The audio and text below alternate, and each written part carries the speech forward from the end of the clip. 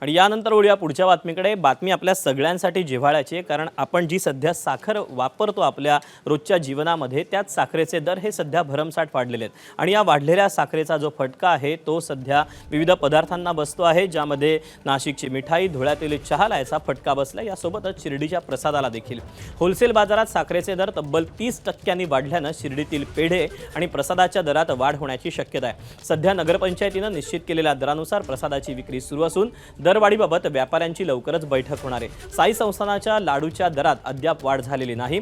तिथे नाशिकच्या प्रसिद्ध बुधा हलवाईमध्ये दरवाढीचा निर्णय घेण्यात आला। 320 रुपये किलो असलेली जिलेबी आता 360 रुपये किलो होणार असून प्रति किलो 40 रुपयांची वाढ करण्यात येणार आहे। तर धुळ्यामध्ये गेल्या 50 वर्षांपासून चहाचा व्यवसाय करणाऱ्या गजानन चहा केंद्रात 12 रुपयांचा चहा आता 15 रुपयांना मिळणार आहे। साखरेच्या दरवाढीमुळे चहाचे दर वाढवावे लागल्याचं विक्रेत्यांनी म्हटलंय।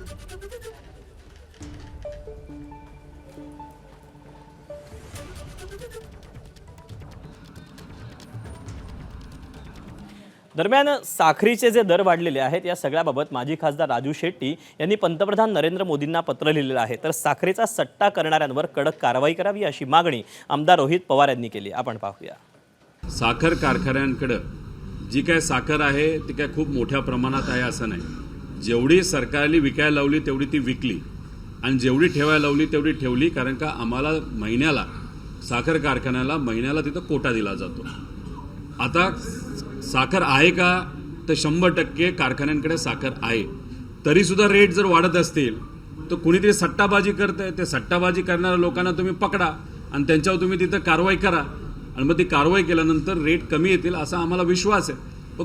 नेमकं भाव थोडे दिवस राहणार आहेत, कारण येणार साखरेची टंचाई निर्माण होणार अशी आवाई उठवायची आणि साखरेचे दर वाढवायचे, घबराट निर्माण करायची। कारण गणपती तोंडावर आहे, दसरा आहे, दिवाळी आहे, साखर कमी पडेल, साखरेची टंचाई निर्माण होईल असं म्हणून साखरेचे दर वाढवायचे आणि साखर विकून घ्यायची, परंतु साखर कमी पडायचं कारणच नाही।